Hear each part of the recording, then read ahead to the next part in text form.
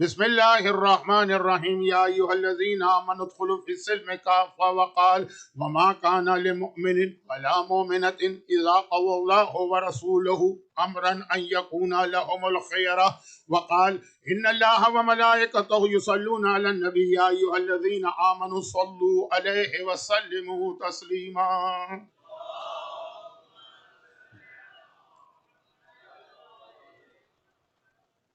1448 ہجرہ کے ایام ازا کے پہلے عشرے کی آج یہ آخری مجلس ہے، اور چونکہ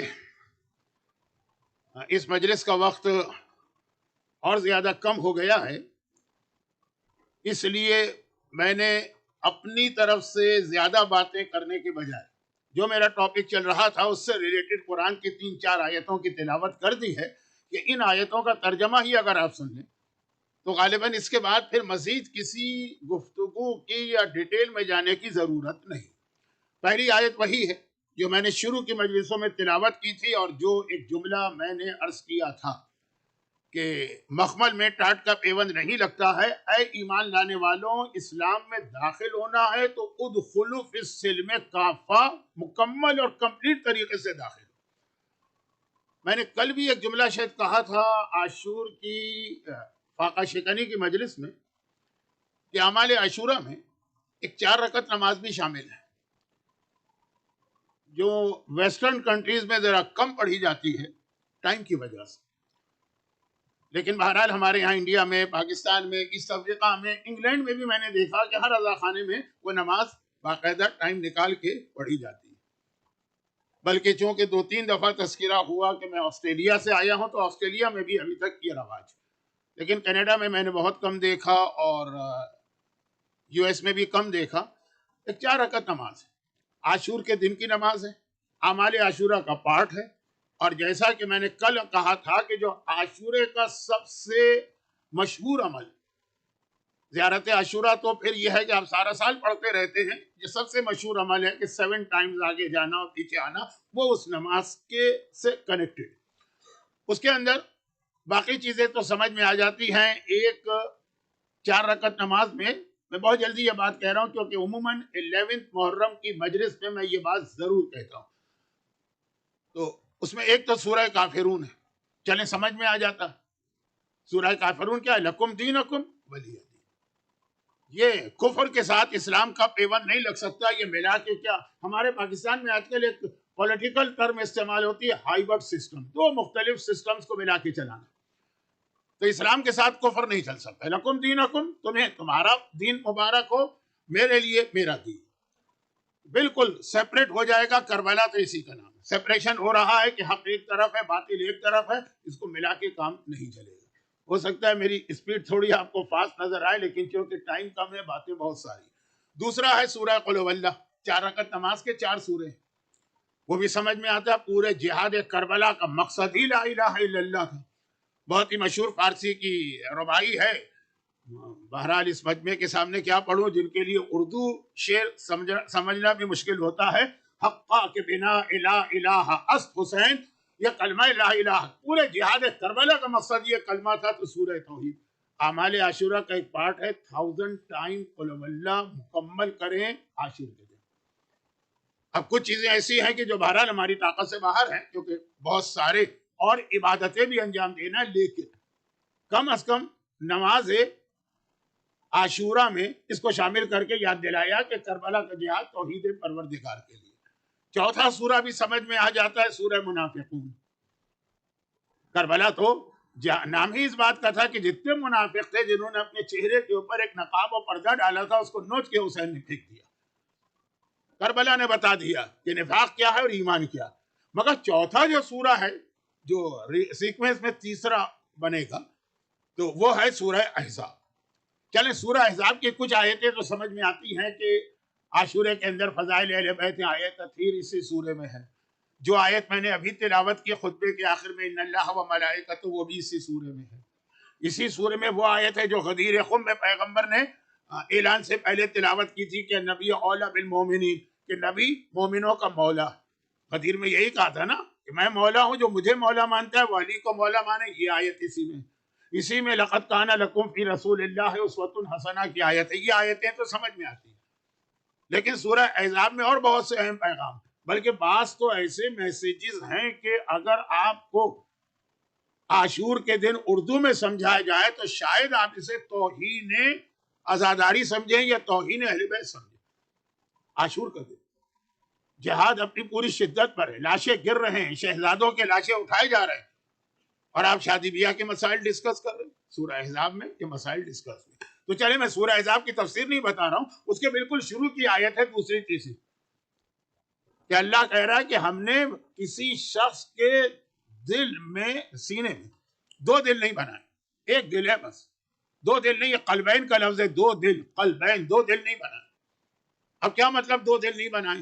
مولا کا وہ جملہ، کسی نے جا کر کہا کہ یا امیر المومنین میں آپ سے بہت محبت کرتا ہوں، کہا تیری نجات اسی میں. لیکن کیا کروں مولا، جو آپ کے مخالف و دشمن ہیں ان کے بارے میں بھی میرے دل میں سافٹ کارنر ہے، مجھے وہ بھی اچھے لگتے ہیں.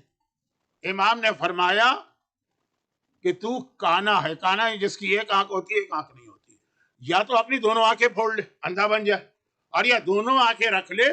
دیکھیے ہمارے یہاں یعنی ایسٹرن کلچر میں، انڈیا کی بات نہیں کر رہا، باقی پورے ایسٹرن کلچر میں کانے کی شکل صبح کو دیکھتے ہیں تو لوگ کہتے ہیں پورا دن گزرے گا.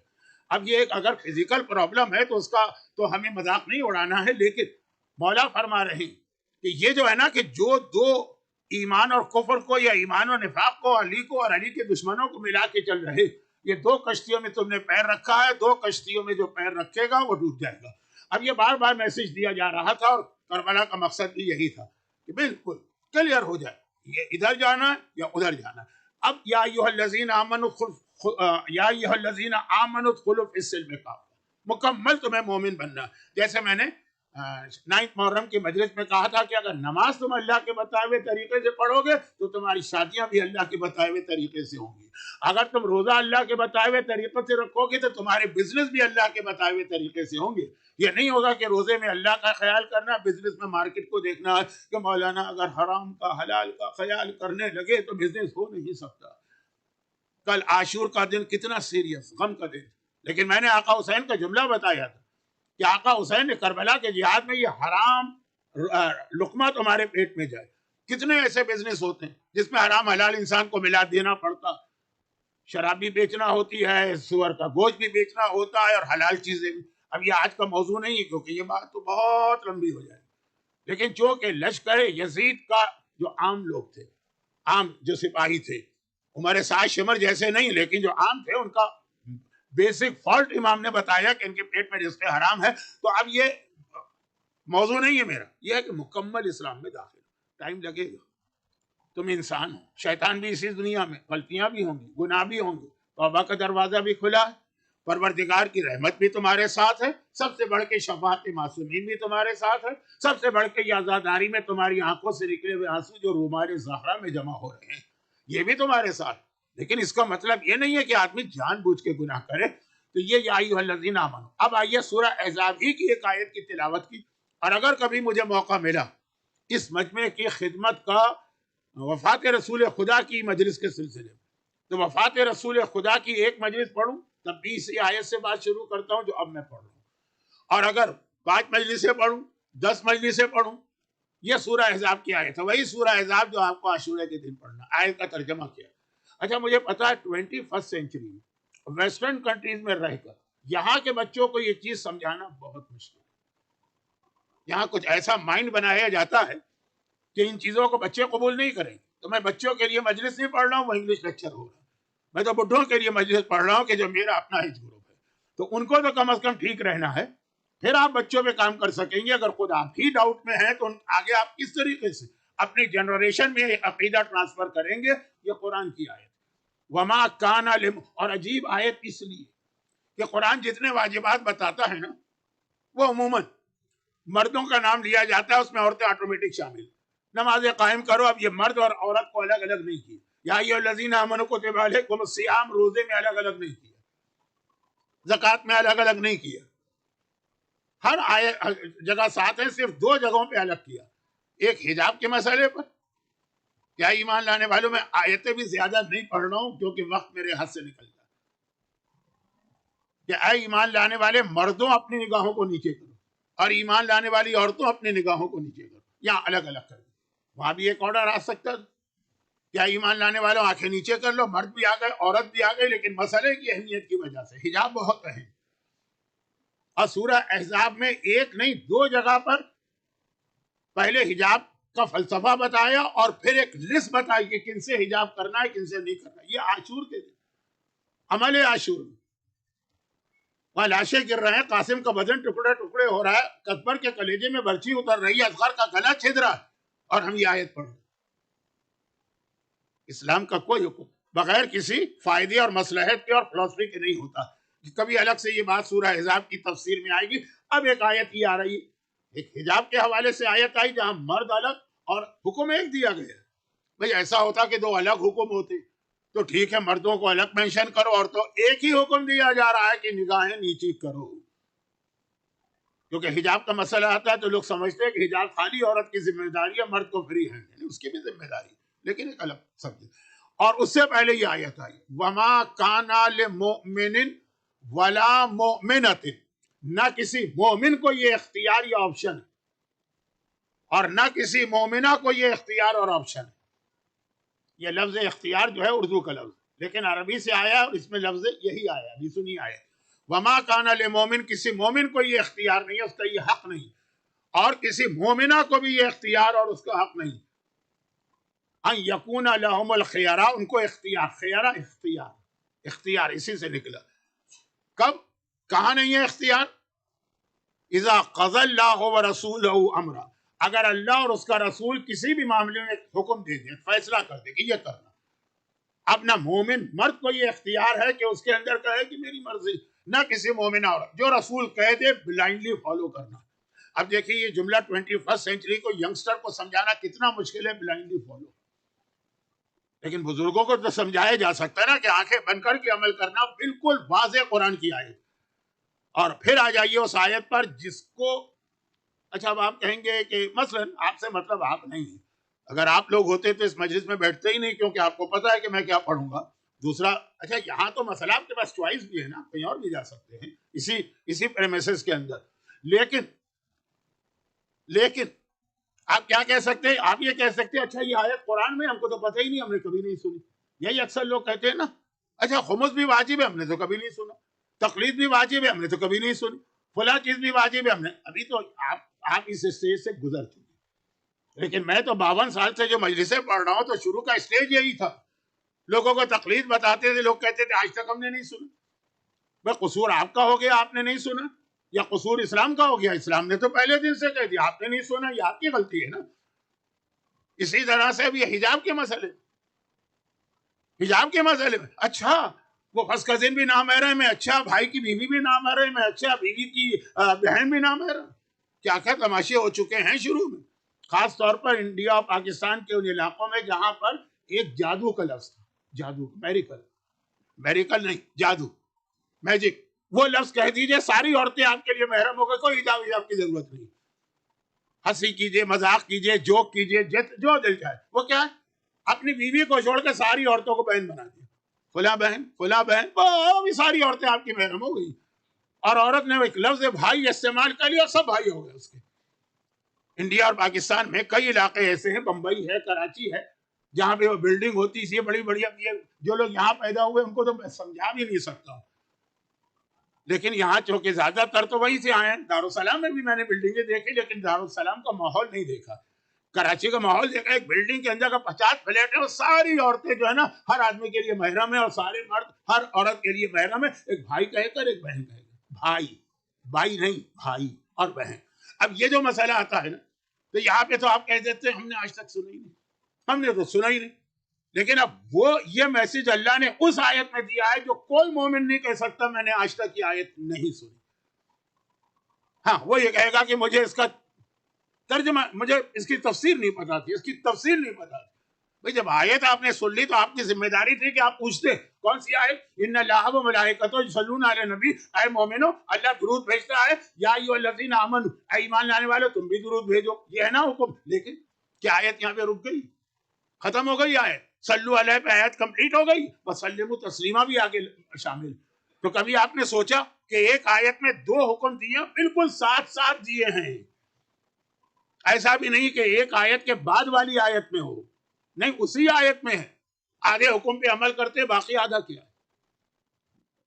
ان اللہ و ملائکتہ کے آخر میں یا ایھا الذین آمنوا کے بعد آرڈر آ رہا ہے نا, سلو, درود بھیجو. آپ درود بھیج دیتے ہیں لیکن اس کے ساتھ کہا گیا, بلکہ آپ درود بھیجتے ہیں تو انتظار کرتے ہیں کہ پڑھنے والا آیت مکمل کر لے. ٹھیک ہے, سلو پہ زبان ذرا سی موومنٹ شروع ہو جاتی ہے, لیکن ویٹ ہوتا ہے کہ سلو علیہ وسلموا تسلیما.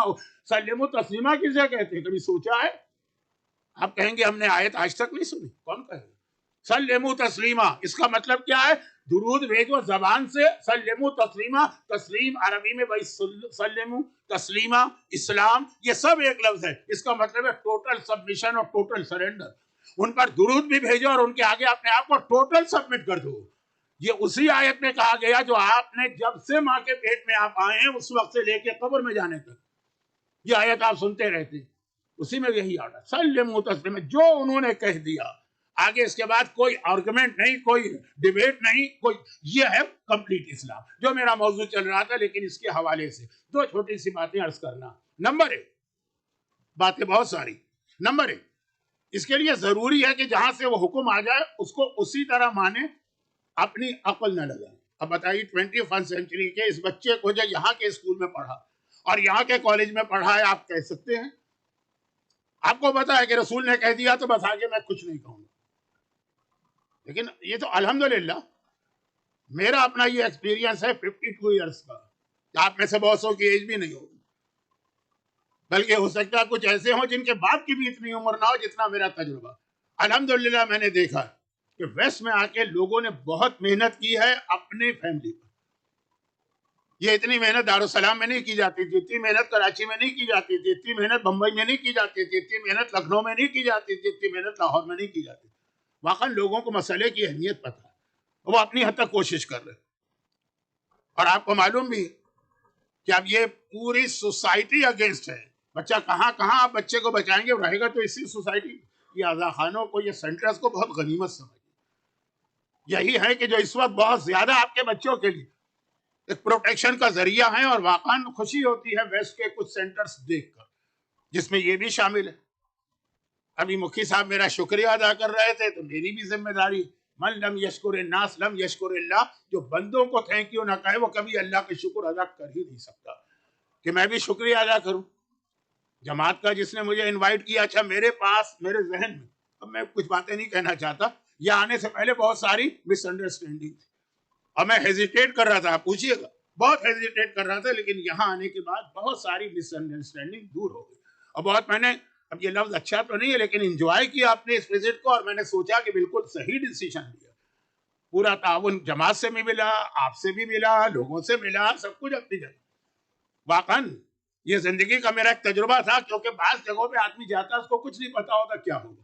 یہاں پہ میرا ایک اندازہ تھا کہ برا ہوگا, لیکن اتنا زیادہ پریشر تھا کہ کئی سال سے میں ڈیلے کر رہا تھا, لیکن آ گیا. تو اب سوچ رہا ہوں کتنا اچھا میرا ڈیسیشن تھا. آپ کا بھی شکریہ, جماعت کا بھی شکریہ. لیکن اصل موضوع پہ آ جاؤ کہ باقی جو میں نے یہاں ایکٹیویٹیز دیکھی, جو کربلا کا میسج ہے, اور کربلا سے پہلے یہ رسول خدا کی تبلیغ کا میسج ہے. اب یہ ٹائم نہیں ہے کہ میں ان چیزوں کی تفصیل میں جاؤں. جو رسول خدا کی تبلیغ اسٹارٹ ہے, جس کا ایک جملہ میں نے شاید شب عاشور پڑھا کہ علی کے ساتھ تبلیغ کی, علی کو رسول سے الگ کر دیں یا فاصلہ ڈال دیں تو رسالت زخمی ہوتی ہے. وہ پیغمبر کا طریقہ حسین نے کربلا میں لی, اور وہ یہاں میں نے دیکھا. وہ کیا طریقہ کہ سارے لوگ معاشرے کے, سوسائٹی کے, کمیونٹی کے سب لوگ مل کے حصہ لیں گے. نہ مردوں کی کوئی الگ اکیلے ذمہ داری ہے, نہ عورتوں کی اکیلے ذمہ داری ہے, نہ یوتھ کی اکیلے ذمہ داری ہے. ہر آدمی, پیغمبر نے یہی کیا, حسین نے یہی کیا, مرد بھی گئے, عورتیں بھی گئے, بچے بھی گئے, بوڑھے بھی گئے, سب گئے.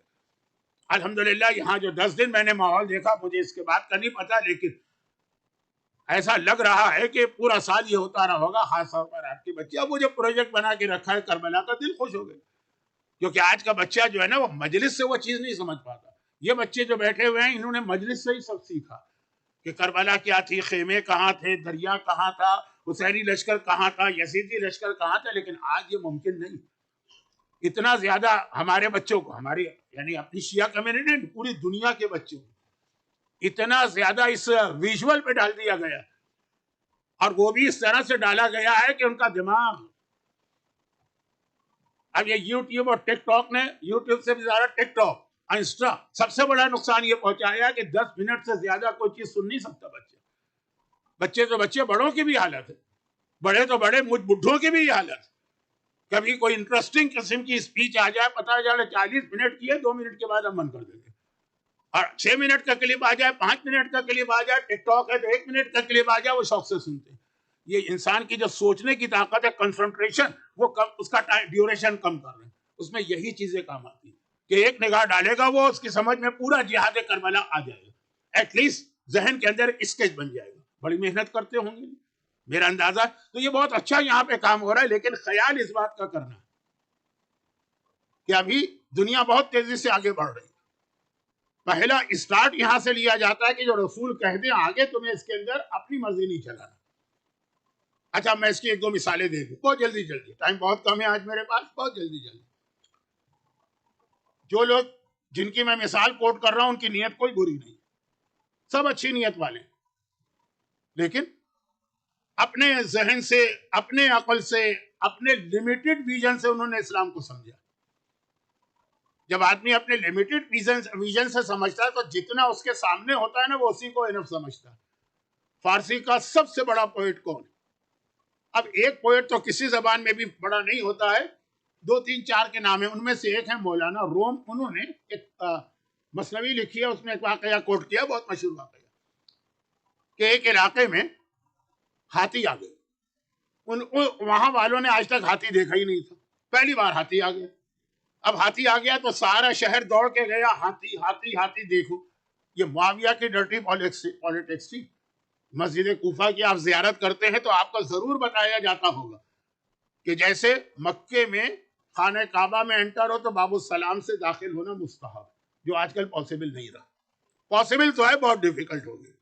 مدینے میں باب جبرائیل سے انٹر ہو مسجد میں, اور کوفے میں باب صوبان سے داخل ہو, مستحب ہے. اب وہاں سے لیڈیز کو نہیں جانے دیتے, کیونکہ لیڈیز جینٹس کو الگ کرنا زیادہ امپورٹنٹ. اس واقعے سے صوبان عربی میں کہتے ہیں اشدہے کو پائٹن.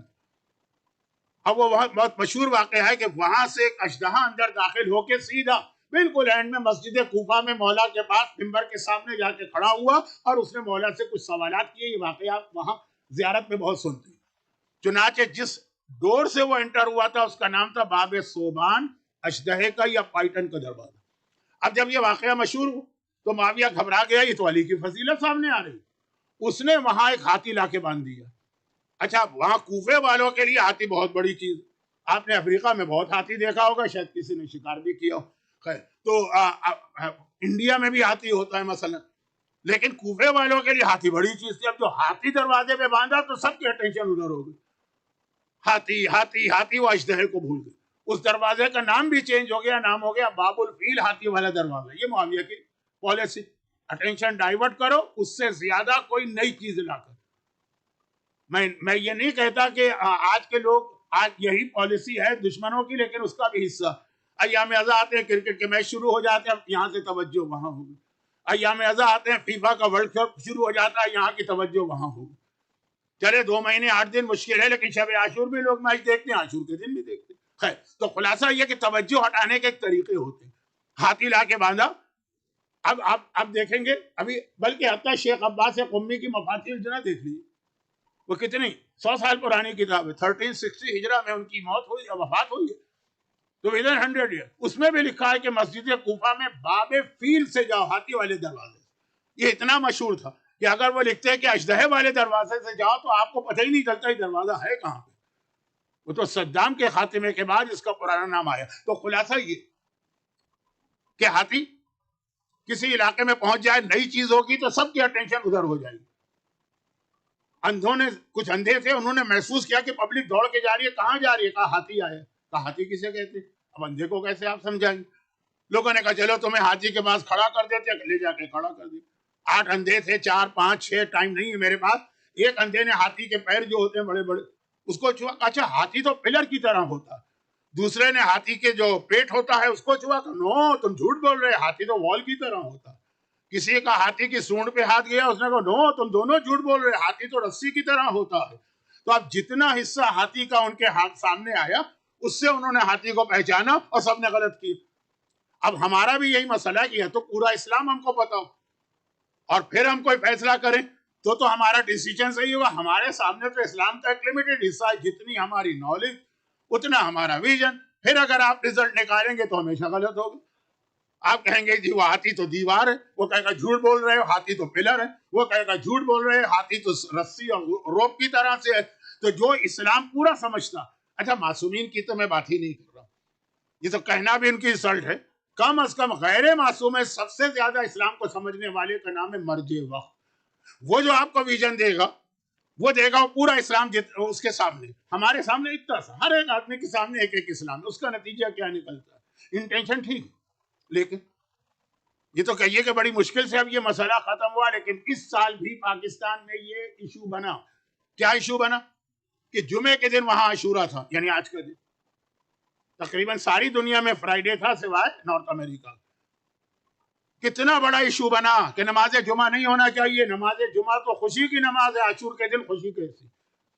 باقاعدہ جو علماء نماز جمعہ پڑھا رہے ہیں، جو سینٹر نماز جمعہ کر رہے ہیں، ان کے خلاف اتنا پروپیگنڈا میڈیا پر. اب وہ جو یہ اعتراض کر رہا ہے وہ محبت عزاداری اور محبت اہل بیت میں کر رہا ہے، لیکن کتنا نان سینس قسم کا پروپیگنڈا. میرا تعلق انڈیا کے علاقے یو پی سے، میں نے دیکھا نہیں ہے لیکن بزرگ تو وہاں سے آئے. تو گھر کے اندر تو وہی ماحول ہوتا ہے نا جہاں سے انسان کے بزرگ آتے ہیں. اب آپ کے بچے بھی بعض اوقات گھبراتے ہوں گے کہ ڈیڈی آپ دارالسلام میں نہیں ہیں، آپ لنڈی میں نہیں ہیں، آپ ممباسا میں نہیں ہیں، آپ ٹورنٹو میں. لیکن کچھ نہ کچھ چیزیں آپ سے یہاں ہو ہی جاتی ہوں گی. اور جن بچوں کی ماں نہیں، نانی اور دادی زندہ، تو وہی پرانی چیزیں.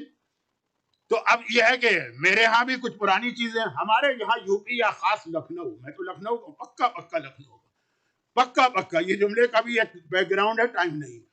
تو خیر خلاصہ یہ ہے کہ ہمارے یہاں بس طریقہ تھا، اور اللہ نے بہرحال کچھ بزرگوں کو لمبی عمر دی. میں نے اپنی پرنانی کو بھی دیکھا، میں نے نانی کو بھی دیکھا، میں نے والدہ. تو یہ 3 جنریشن بزرگوں کی تھی. ہمارے یہاں 2 مہینے 8 دن میں مثلا مچھلی نہیں کھاتے. ڈاکٹر ہم سے کہہ رہے ہیں جی آپ کے غذا میں ہفتے میں 3 دن مچھلی ہونی چاہیے. وہ اومیگا کیا وہ چلاتے ہیں. خیر تو خلاصہ یہ نہیں کھا سکتے. یعنی میں اپنے والدین کی، میں اپنے بزرگوں کی توہین نہیں کر رہا ہوں، لیکن ایک عام ماحول کہ وہ کہہ دیں گے بھائی سور کھا لو کوئی حرج نہیں، مچھلی نہیں کھانا. یہ سمجھانے کے لیے کہہ رہا ہوں، آپ اس کے ورڈنگ کو نہ پکڑ لیجیے. اسی طرح ہمارے یہاں کوئی فرائی چیز نہیں پک سکتی 2 مہینے 8 دن کی جو بات. پہلے 10 دن ہم لوگ بستر پہ سو ہی نہیں سکتے، زمین پہ سوتے ہیں مثلا. تو اب یہ ساری چیزیں تھی. اس میں ایک چیز یہ ہے کہ عاشور کے دن نہا نہیں سکتے. کہیں نہانا دھونا یہ تو ذرا خوشی کی علامت. جمعے کے دن آ گیا تھا، غسل جمعہ بھی نہیں کر سکتے. غسل جمعہ جو اتنا اہم ہے کہ بعض علماء بلکہ اچھے خاصے علماء اس کو واجب بھی سمجھتے آئے. ٹھیک ہے ہمارے کرنٹ مراجع واجب نہیں سمجھتے، لیکن کتنا اہم نہیں کرنے دیتے غسل جمعہ اگر عاشور کبھی جمعے کے دن آ جائے. اب یہ وہ اپنی محبت میں کہہ رہا، وہ اہل بیت سے عقیدت میں کہہ رہا. اسے غسل جمعہ سے کوئی اختلاف نہیں، کہتا پورا سال غسل جمعہ کرو، آج نہیں آج عاشور. اچھا اب اس سے زیادہ میں مثال وہ دے دوں جو آپ کے قافلوں میں بھی ہوتی ہے ٹورنٹو میں. ابھی تو آپ حیران ہوں گے کہ نماز جمعہ بند کر دی، عاشور کے دن غسل جمعہ بند کر دیا. یہ کون لوگ ہیں؟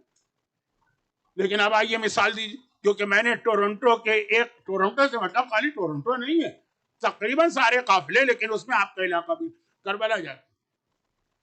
جو آرگنائزر ہے نا وہ سمجھاتا ہے، اور بات کچھ امام کی حدیثوں سے کہ بھائی یہاں آ رہے ہو تو اس طرح ہو جیسے کسی مرنے والے کے گھر جاتے ہو. گوشت نہ کھانا، اچھی چیزیں، وہ ساری چیزیں ہوتی ہیں سب چیزیں. میں کسی بات پہ کریٹیسائز کر ہی نہیں سکتا ہوں، امام کی حدیث ہے. لیکن اس میں یہ بھی کہتے ہیں کہ کربلا واحد جگہ ہے جہاں آؤ تو نہانا نہیں ہے، بلکہ اس طرح آؤ کہ بال بکھرے ہوئے ہیں، آنسو بہ رہے ہیں، کپڑے میلے ہیں، گریبان پھٹا ہوا ہے، روتے ہوئے آؤ، ننگے پیر آؤ جیسے مرنے والے کے گھر جاتے ہو. خاص طور پہ غسل تو کرنا ہی نہیں. کتنے مومنین کو کربلا کے غسل کے ثواب سے محروم کیا گیا، جبکہ خود امام معصوم کا طریقہ ہر کتاب میں لکھا ہے کہ جب کربلا آتے ہیں پہلے فرات کے پانی سے غسل کرتے ہیں، فرات کے پانی سے، اور اس کے بعد کربلا میں انٹر ہوتے ہیں. لیکن باقاعدہ لوگوں کو روکا جاتا ہے، ہاں نجف میں جا رہے ہو غسل کر کے جاؤ، حرم میں، ہاں کاظمین جا رہے ہو غسل کر کے جاؤ، سامرہ جا رہے ہو غسل کر کے جاؤ. اب یہ جو غسل سے روک رہا ہے بھائی کسی واجب کام سے نہیں روک رہا، لیکن ایک اتنا ثواب والا کام ہے کہ خود امام معصوم کربلا کی زیارت سب سے پہلے چھٹے امام کے زمانے میں پبلک میں آئی. اس سے پہلے چوتھے اور پانچویں امام تو رات کے اندھیرے میں آتے تھے. چھٹے امام تو تمام تاریخوں میں لکھا ہے کہ وہ رکتے تھے کربلا کی باؤنڈری پر, فرات کا پانی لے کے غسل کرتے تھے, پھر کربلا میں انٹر ہوتے, کیونکہ کربلا طہارت چاہتی ہے, کربلا پاکیزگی چاہتی ہے. کربلا کا مقصد یہ ہے کہ انسان امام کی بارگاہ میں پاک و پاکیزہ جائے. غسل سے زیادہ انسان کی روح کو پاک کرنے والی کوئی چیز نہیں, لیکن وہ روک رہے, اور وہ دشمنی میں نہیں روک رہے, وہ محبت امام میں روک رہے, وہ محبت آزاداری میں. تو سارے پرابلم کہاں کہ محبت ہے اپنی جگہ, عقیدت ہے, اور شاید ہم سے بھی زیادہ ان کو محبت ہے, لیکن کیونکہ پورا دین تو نہیں معلوم نا, ان کا ویژن بہت لمیٹڈ ہے. انہوں نے اپنی لمیٹڈ نالج کے ساتھ اپنی لمیٹڈ عقل کو ملایا, اور اس کے نتیجے میں جو مکسچر تیار ہوا وہ دین سے بھی ٹکرا جاتا ہے کبھی کبھار. یہی وجہ, یا نہیں, یہ بھی جو ہے نا, یہ اردو والوں کو کہہ رہا ہوں, یہی وجہ, یہی جب کہتے ہیں تو پھر ہم لمیٹڈ کر دیتے ہیں. یہ بھی ایک ریزن ہے کہ آقا حسین کے جہاد کا جو پرپز آیا ہے زیارت عاشورہ, نہیں زیارت اربعین. زیارت اربعین بہت امپورٹنٹ زیارت. مومن کی پہچان کیوں بتائی گئی؟ میں توہین کی نیت سے ایک جملہ نہیں کہہ رہا ہوں, کہیں آپ کو غلط فہمی نہ ہو جائے. زیارت عاشورہ کو مومن کی پہچان نہیں بتایا گیا, زیارت وارثہ کو مومن کی پہچان نہیں بنایا, زیارت امین اللہ کو مومن کی پہچان نہیں بنایا, حتی زیارت آل یاسین جس کی بہت امپورٹنس ہے اس کو مومن کی پہچان نہیں قرار دیا. زیارت اربعین کو, زیارت اربعین میں حسین کے پورے مشن کا خلاصہ ہے. لِيَسْتَنْقَذَ عِبَادَكَ مِنَ الْجِهَالَةِ, میں گواہی دیتا ہوں کہ آقا حسین نے کربلا کا اتنا بڑا جہاد کیا تاکہ عبادت مومن نہیں, مسلمان نہیں, جتنے تیرے بندے دنیا میں ان کو جہالت اور اگنورنس سے نکالا جائے. اب اس میں عقیدے کی جہالت بھی آتی ہے, اس میں عمل کی جہالت بھی آتی ہے, اس میں فقہ کی جہالت بھی آتی ہے. یہ مقصد ہے کربلا, آپ کا ویژن وسیع کرنا. اچھا, اب یہ مقصد ہے کربلا, تو یہیں پہ رک کر ایک بات اور عرض کر دوں کہ کربلا کے جہاد کا خلاصہ کیا نکلا؟ انسان کو نالج دی جائے. دیکھیں یہ زیارت اربعین کا جملہ ہے, بلکہ عاشورہ کی بھی ایک دعا میں یہ جملہ آیا ہے. عاشورہ کی بہت دعا ہیں, عاشورہ کی ایک دعا میں جملہ آیا ہے, لیکن چونکہ وہ دعا مومن کی سائن آف مومن نہیں بتایا, اس لیے میں اس کو دلیل میں نہیں لا رہا ہوں. زیارت اربعین کو دلیل میں لا رہا ہوں, وہ سائن ہے ایمان. اس میں یہ آیا تاکہ تیرے بندوں کو جہالت سے نکالا جائے, یعنی علم دیا جائے. یہ کربلا کے جہاد کا مقصد تھا. بھائی آج سے آخری ایام ازا کی آخری تاریخ تک آپ کس کا غم کرتے ہیں اور کس کو یاد کرتے ہیں؟ زینب کبریٰ کو نا. پورے جہاد میں زینب نے تلوار چلائی, اب جو جہاد شروع ہوا, کوئی نیزہ چلایا ہے, کوئی تیر چلایا ہے, صرف لوگوں کو نالج دی, لوگوں کو اگنورنس سے نکالا ہے. زینب کا پورا جہاد زینب کے خطبے, لیکن اب یہ نالج کہاں ملتی؟ دیکھیے اب ذرا جو میرا موضوع بننے والا تھا, لیکن اب کیا کروں, ٹائم ختم ہو گیا, مختصر بات کر رہا ہوں. اور وہ یہ کہ یہ جو نالج دی ہے, نالج کہاں ملتی ہے؟ نالج کسی کیمسٹ کے یا فارمیسسٹ کے یا شاپرز ڈرگ مارٹ میں ملتی ہے کہ گئے آپ نے بوٹل لی, 2 کیپسول کھائے, پوری نالج چلی گئی. نالج پوپائی دا سیلر نہیں ہے کہ آپ نے وہ ایک مرتبہ اسپینش کھایا اور اتنی طاقت آ گئی. نالج کسی سپر مارکیٹ میں نہیں ملتی. نالج جو ہے وہ کسی مثلا اسٹورز میں, ڈپارٹمنٹ اسٹور میں, ہائپر اسٹور میں نہیں ملتی. نالج جب ملے گی, کہیں رکھی ہوئی نہیں, نالج جب ملے گی مرجع کے ذریعے ملے گی.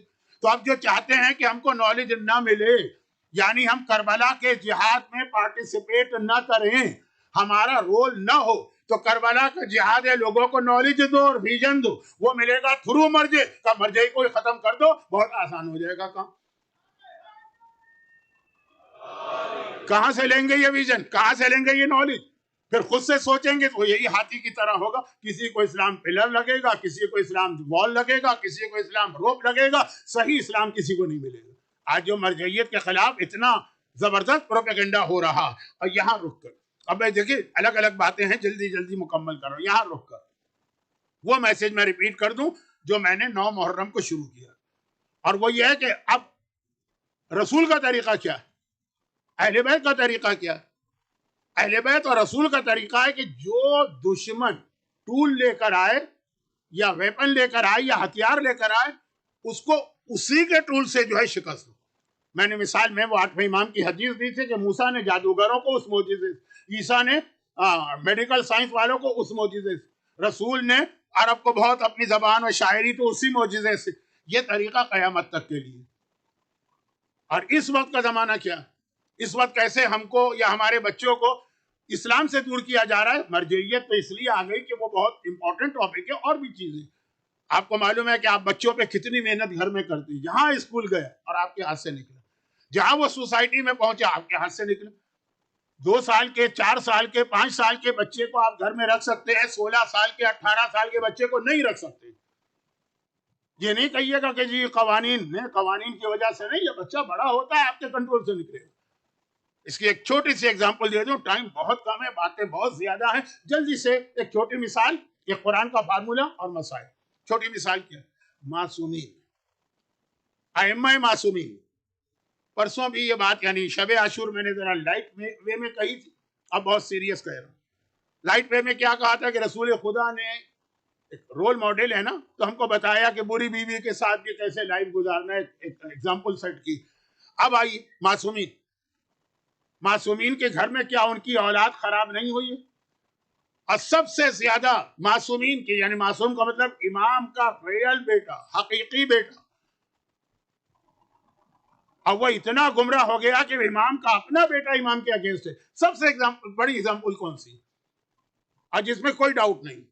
کہا جاتا ہے 10ویں امام کے بیٹے جناب جعفر قذاب کا لقب ہے, انہوں نے 12ویں کے خلاف امامت کا دعویٰ کیا, لیکن وہ ذرا کنٹروورسی کہ واقعاً وہ دل سے امام کے اگینسٹ ہے یا صرف پروٹیکشن کے لیے کہ عباسی میری طرف آ جائیں. بہت لمبی بات ہو رہی, لیکن ایک ریئل ایگزامپل ہے کہ اتنی مخالفت کسی نے نہیں کی, اور وہ ہیں چھٹے امام کے پوتے محمد ابن اسماعیل.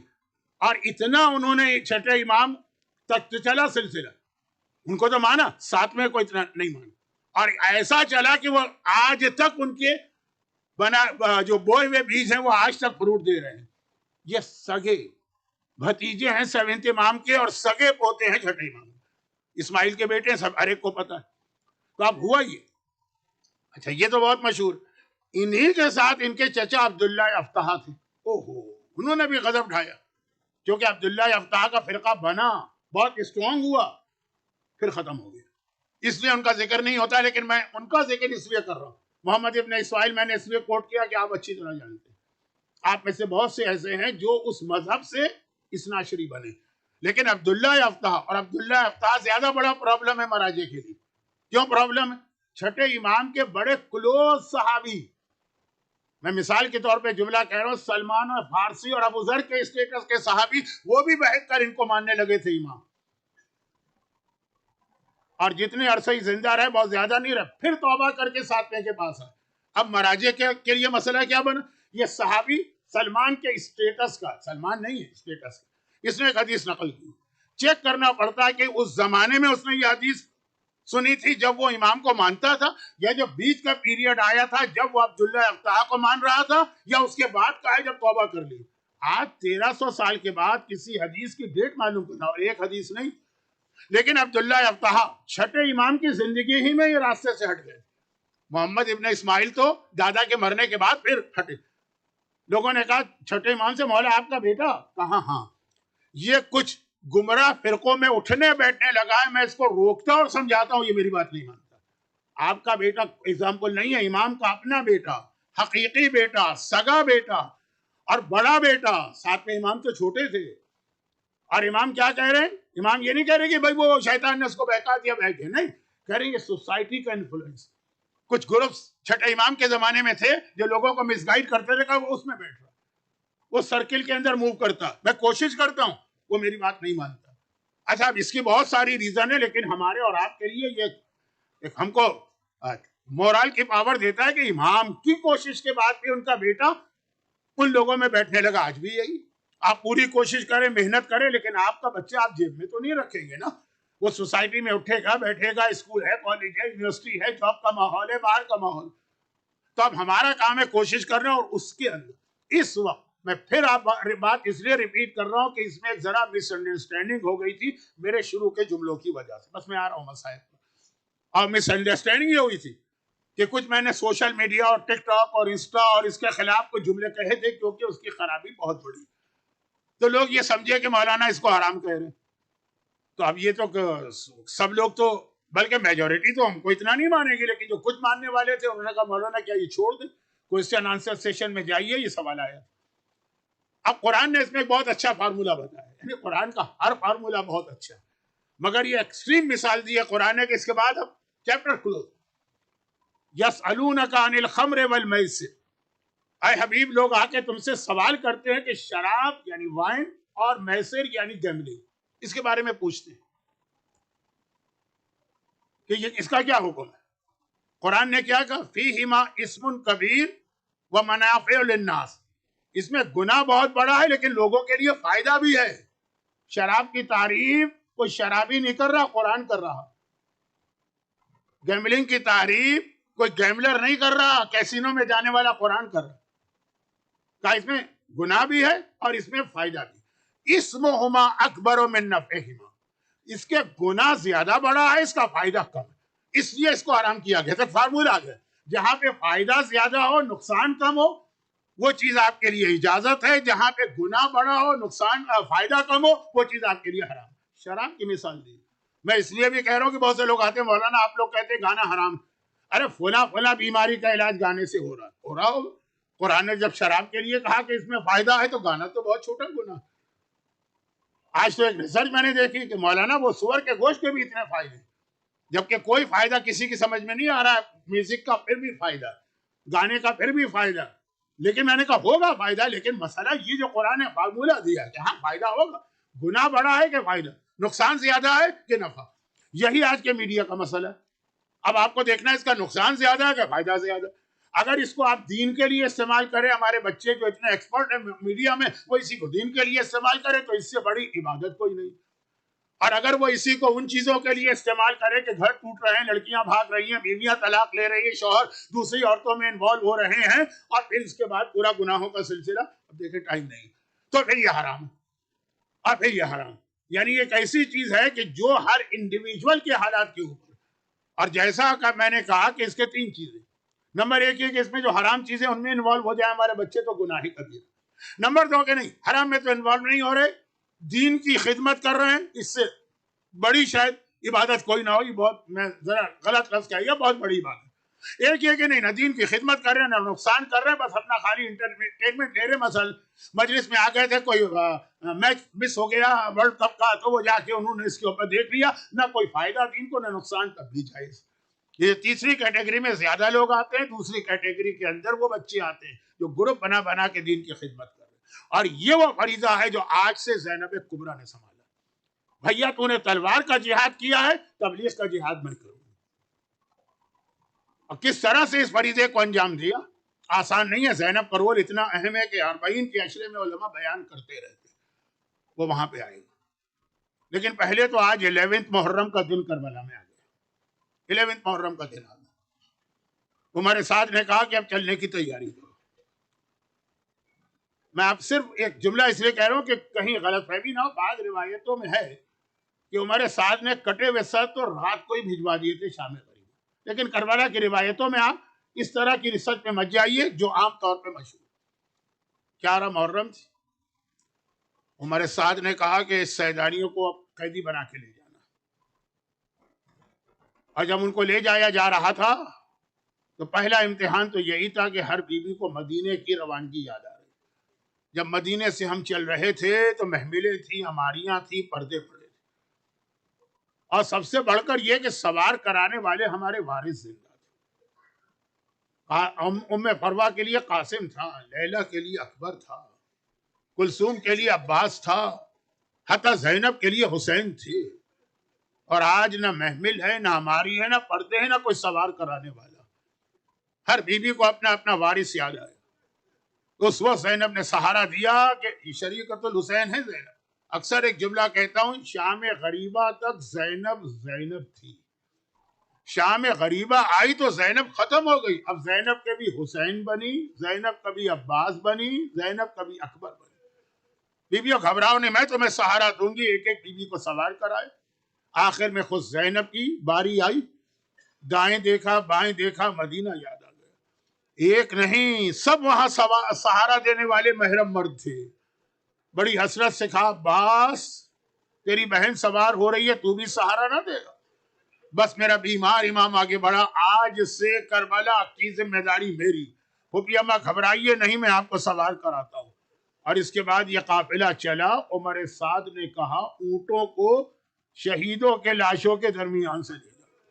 بس ادھر یہ قافلہ شہیدوں کے لاشوں کی طرف گیا اور ہر بی بی کی نگاہ اپنے اپنے وارث کے لاشے پہ چلی پڑی. ہر بی بی نے اپنے آپ کو وارث کے لاشے پہ گرا دیا. قاسم کے بدن کے ٹکڑے دیکھ کے فروا آ رہی ہیں. لیلا کے کلیجے میں برچی تو ہے لیکن ایک مرتبہ اکبر کے کلیجے میں برچی ہے. لیلا جا رہی ہیں. کلثوم فرات کی جانب چلی, عباس میرا بھیا عباس. لیکن زینب کی توجہ سجاد کی طرف.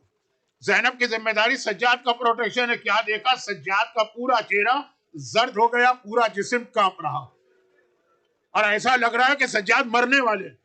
ارے میرے سجاد کی حالت کیوں ہوئی؟ کیا دیکھا, سجاد کی نگاہ میدان کے ایک بے گور و کفن لاشے پہ پڑی.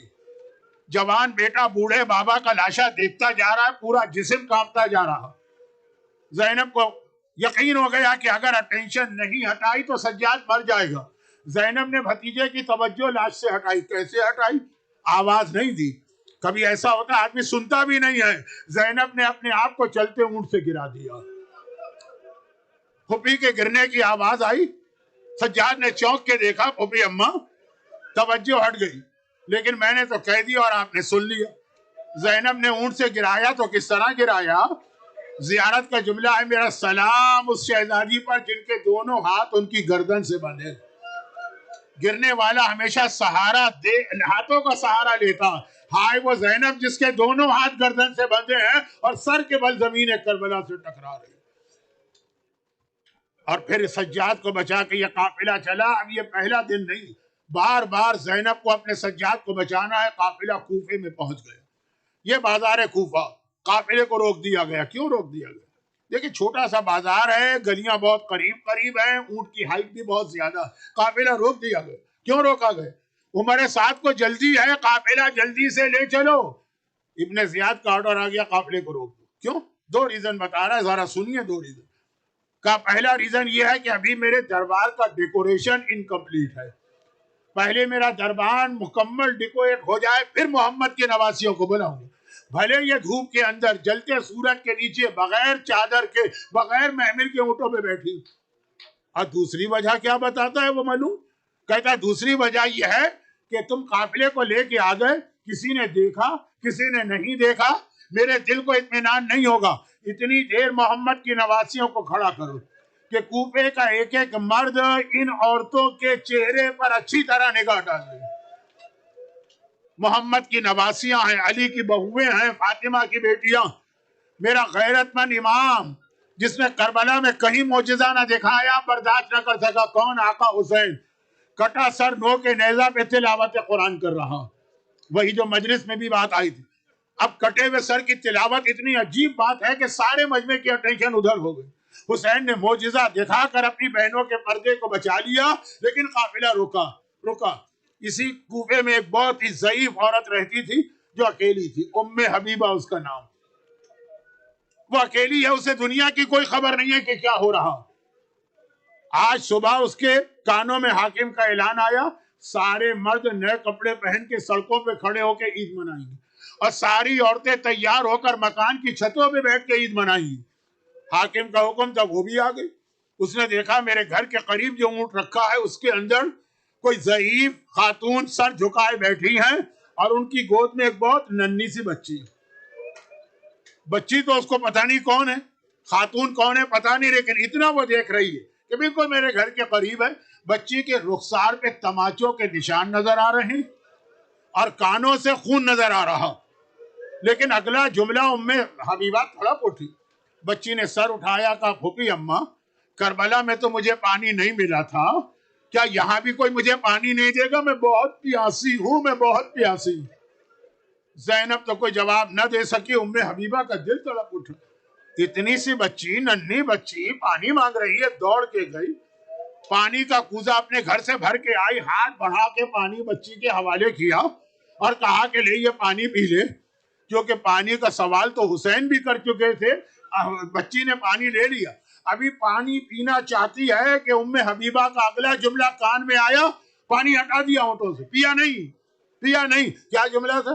کہا اے بچی جب تو پانی پی لے تو میرے حق میں دو دعائیں کرنا, کیونکہ میں نے سنا ہے خدا تم جیسے یتیموں اور قیدیوں کی دعا بہت جلد قبول کیا کرتا ہے۔ بچی بہت چھوٹی ہے، بچی بہت پیاسی ہے، مگر مشکل کشا علی کی پوتی ہے نا۔ ایک مرتبہ کہا پہلے اپنی دعا بتا، پہلے تیری حاجت پوری ہوگی پھر میں پانی پیوں گی۔ کہا پہلی دعا تو ابھی ابھی میرے ذہن میں آئی، خدا میرے بچوں کو تیری طرح سے یتیم و قیدی نہ بنا۔ بچی نے ننھے ننھے ہاتھ جوڑے، خدا بندہ میرے بوڑھے بابا کے کٹے سر کا واسطہ، جیسی یتیمی اور قید سکینہ پر آئی ہے اس مومنہ کے بچے محفوظ رہے۔ اور ہاں تیری دوسری دعا کیا ہے؟ کہ اب میں بہت بوڑھی ہو گئی، بس ایک ہی دعا ہے، ایک مرتبہ مرنے سے پہلے خدا مجھے مدینے کی زیارت کا موقع دے دے۔ سکینہ تو دعا کرنے لگی، زینب نے اپنے شہر کا نام دشمنوں کے شہر میں سنا، چوک کے ام حبیبہ کو دیکھا، اے ضعیفہ مدینے کی دعا کیوں کر رہی؟ ہو سکتا ہے وہ کہتے روضہ رسول پہ جانے کا، نہیں، ارے مدینہ میرے مولا علی کا شہر ہے، میری شہزادی فاطمہ کا وطن ہے۔ زینب نے کہا لیکن اب تو علی بھی نہ رہے، فاطمہ بھی نہ رہی۔ جواب دیتی ہے تو کیا ہوا، میری شہزادی فاطمہ کی وارث زینب کبریٰ تو زندہ ہے نا۔ زینب نے کہا تو نے خالی نام سنا ہے کہ زینب کو پہچانتی بھی ہے؟ ام حبیبہ بڑے فخر سے کہتی ہے لو کیسی بات کرتی، پہلے تو ہر سال بی بی کی زیارت کو جاتی تھی، بڑھاپے کی وجہ سے اب کئی سال سے نہ جا سکی۔ بس اتنا سننا تھا، زینب نے دائیں دیکھا بائیں دیکھا، کوئی نامحرم نظر نہیں آیا۔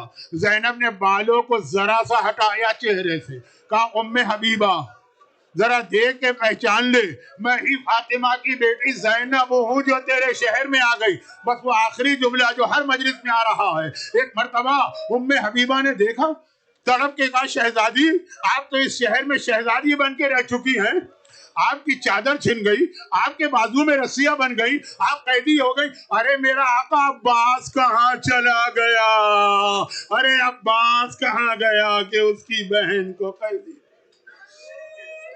خدا بندہ باب الحوائج عباس علمدار کو ایک مرتبہ پھر کربلا میں یاد کیا گیا۔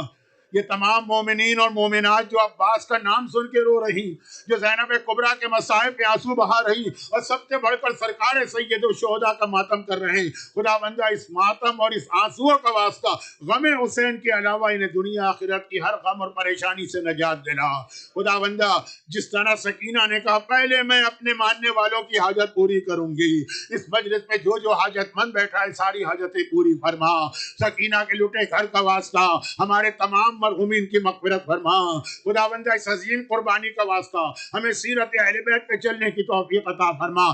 دنیا بھر میں جہاں جہاں عزاداران امام مظلوم اور محبان اہل بیت موجود ہیں، ان کے مال، ان کی جان، ان کی عزت، ان کی اولاد کی حفاظت فرما، اور ان مظالم کے انتقام کے لیے ظہور امام میں تعجیل فرما۔ ماتم